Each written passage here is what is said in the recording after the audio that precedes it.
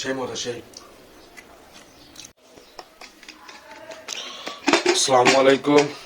আজকে বছরের প্রথম দিন, সেই উপলক্ষে আজকে আমরা তেহারি রান্না করেছি গরু মাংস দিয়ে।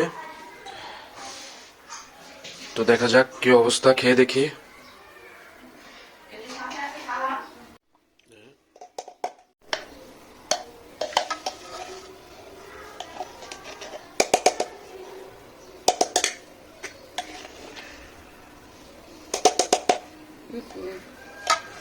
বই আমার শিখাই দিয়েছে, বুঝছো?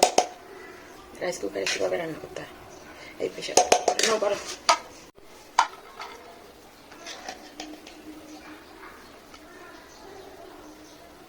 তুমি আলু না খেলে আলুগুলো আমাকে দিতে উঠাই।